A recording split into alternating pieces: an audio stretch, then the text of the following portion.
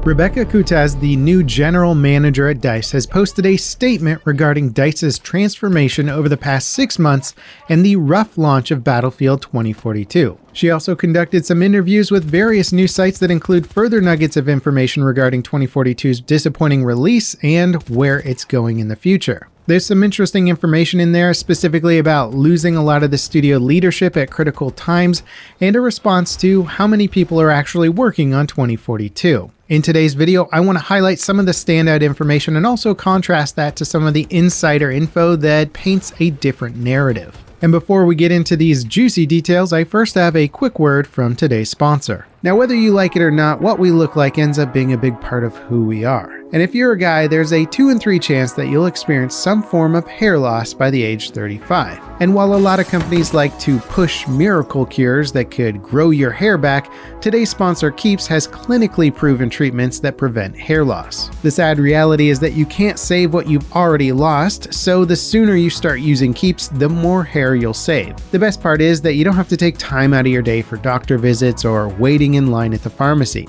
Keeps has medical advisors online 24/7 that will find the right routine for you, and they ship everything directly to your door. Just go to keeps.com/levelcap and talk with one of their advisors today. And while it can take anywhere between 4 and 12 months to really start seeing the results, these before and after photos really speak for themselves. So if you're ready to stop worrying about hair loss, go to keeps.com/levelcap or click the link in the description to receive 50% off your first order.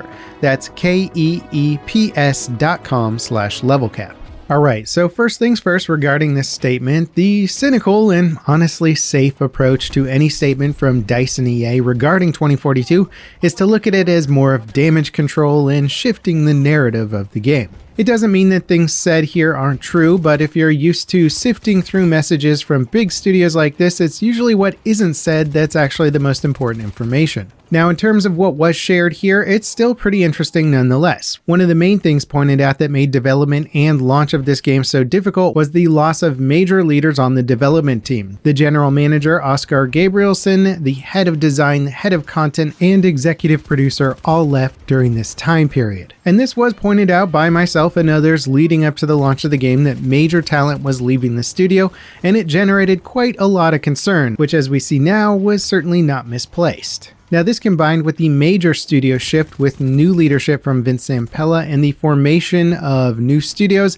made this time period around launch extremely complicated, which was further compounded by the work-from-home environment that the company is still getting used to. And while it is refreshing to hear some of the honesty about why their production had so many problems leading up to launch, it's of course not the full story. Like, why did these people in such important positions all leave at around the same time? Were they offered more money elsewhere? Were they looking for a new adventure? Or were they tired of bad leadership not allowing them to make the games that they wanted and saw that 2042 was going to be a disaster and just decided to jump ship before launch? Of course, we'll almost certainly never know the answers to those questions, but naturally one can only wonder, with such a large exodus of top-tier talent all at the same time, what are the odds that it didn't have anything to do with being unhappy about how the company was being run?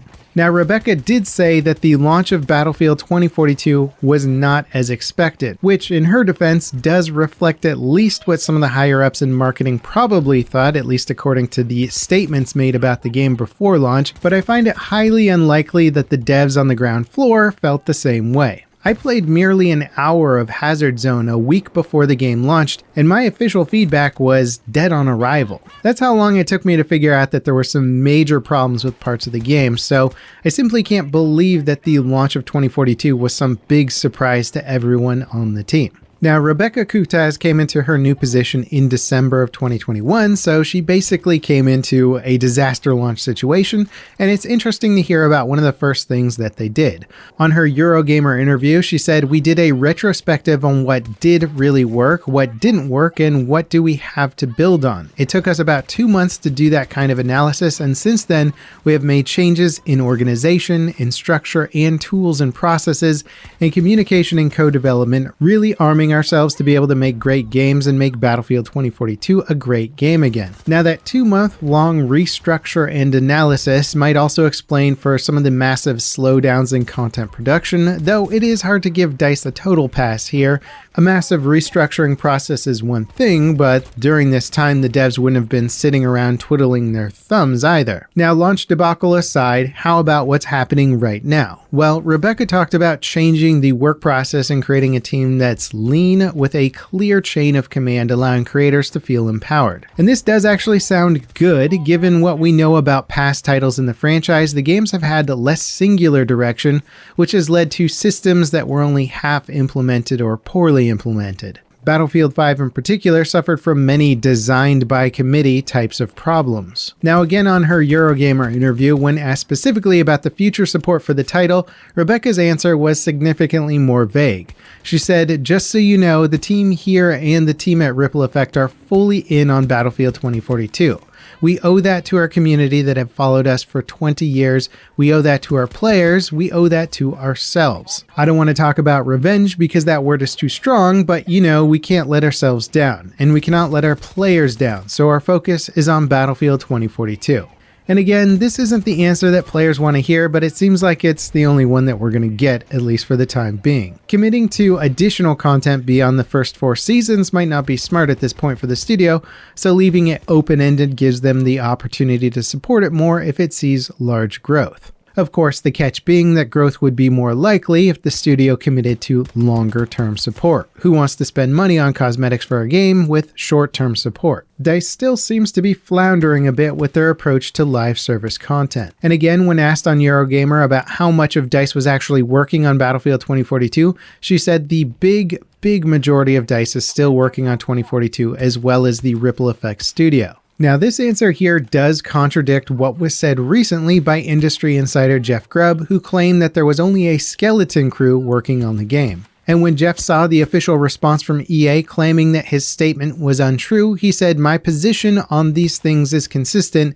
If you hear 2 stories about what is happening, look for the space where both things are true." The only problem here is that leaves us in a bit of a cryptic situation. Does it mean that the size of DICE's dev team became so small that even the majority of DICE's studio could be considered a skeleton crew? It's hard to find a place in which both statements could be true. And of course, the one point that is constantly brought up against DICE is that actions speak louder than words, and DICE's deliverables are minuscule compared to what people are used to from this franchise. Season 1 doesn't reflect the work that a majority of a dev team should be capable of producing. All the Battlefield games from the last 10 years have blown this quantity of content out of the water. Now, compiling all of the interesting tidbits from the different interviews, I don't think that any of this information here is necessarily untrue. It's clear that DICE had some major leadership and structural issues leading up to and after the launch of Battlefield 2042. This was further exacerbated by COVID and a work-from-home environment. It sounds like the company was in pretty much a nightmare situation and that the new leadership has been brought in to deal with those things. And according to Rebecka, major changes have been made and things are now looking good on that front. So if we're to believe DICE on this one without really reading between the lines or buying into some of the insider info leaks,